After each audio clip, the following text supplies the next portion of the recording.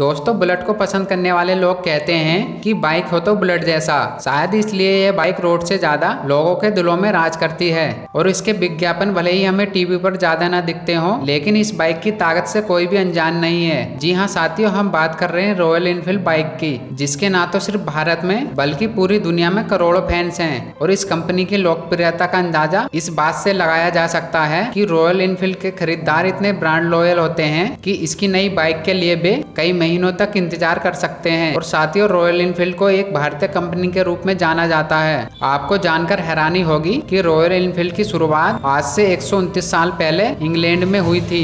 और जानेंगे कि आगे चलकर रॉयल एनफील्ड भारतीय कंपनी कैसे बनी, इसके पीछे भी काफी रोचक कहानी है। दोस्तों, रॉयल एनफील्ड की शुरुआत अल्बर्ट एडी और RW स्मिथ ने साल 1892 में की थी। और उस समय इस कंपनी का नाम एडी मैन्युफैक्चरिंग लिमिटेड था, जो कि रॉयल स्मॉल आर्म फैक्ट्री के लिए बंदूक के छोटे छोटे पार्ट्स बनाने का काम करती थी। और फिर आगे चलकर 1896 में एडी मैन्युफैक्चरिंग के अंतर्गत ही एक और कंपनी बनाई गई, जिसका नाम दिया गया the new Enfield cycle company. यह कंपनी मुख्य रूप से साइकिल और उसके भाग बनाती थी। कुछ सालों के बाद कंपनी ने कुछ नई सोच के साथ आगे बढ़ने का मन बनाया और फिर 1899 में उन्होंने 4 पहिया वाली एक साइकिल बनाई। और उसके ठीक 2 साल बाद 1901 में साइकिल पर ही इंजन जोड़कर इनफील्ड ने अपनी पहली मोटरसाइकिल लॉन्च कर दी, जिसमें उन्होंने मिनर्वा नाम की कंपनी का इंजन यूज किया था। और फिर 1903 में कार प्रोडक्शन के लिए अपना हाथ बढ़ा दिया। हालांकि उन्हें इस बिजनेस से बहुत ज्यादा नुकसान झेलना पड़ा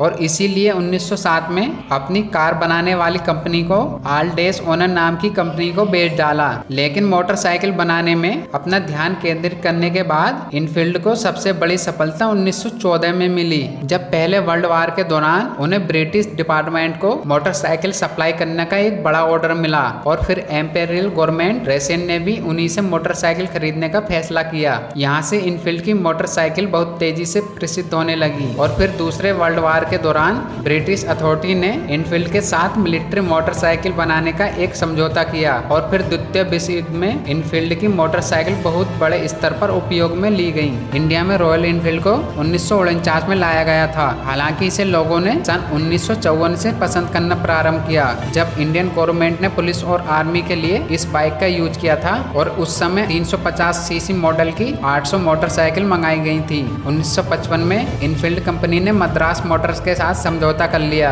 और कुछ इस तरीके से रॉयल एनफील्ड इंडिया की शुरुआत हुई। मद्रास मोटर्स ने पहली बार 350 सीसी रॉयल एनफील्ड मोटरसाइकिल बेची, जिसके पार्ट्स भी इंग्लैंड से मंगाए गए थे। और फिर 1962 में मोटरसाइकिल के सभी पार्ट्स इंडिया में ही बनने लगे थे। हालांकि आगे चलकर इनफील्ड इंग्लैंड को जबरदस्त घाटा हुआ और इसीलिए 1971 में वह कंपनी बंद करनी पड़ी। लेकिन भारत में मोटरसाइकिल की प्रोडक्शन जारी रखा गया। हालांकि भारत में भी इस कंपनी को घाटा हो रहा था, इसीलिए कंपनी आगे चलकर आयसर कंपनी के साथ मर्ज हो गई। और फिर आयसर ग्रुप के मालिक विक्रम लाल के बेटे सिद्धार्थ ने साल 2000 में आउटलेट्स और मार्केटिंग के दम पर फिर से इस मोटरसाइकिल की सेल बढ़ा दी, क्योंकि उन्होंने समय के हिसाब से डिजाइन में परिवर्तन किया था। और इनफील्ड बाइकर्स के लिए अलग अलग राइड भी बनाती है, जिससे लोगों में भी इस मोटरसाइकिल का क्रेज बढ़ता है। और आज के समय में रॉयल एनफील्ड की मोटरसाइकिल के बल पर भारत में नहीं बल्कि south America, south Africa, Australia, Indonesia जैसे 50 से भी ज्यादा देशों में बेची जाती हैं। इनफील्ड की सफलता का अंदाजा आप इस बात से लगा सकते हो,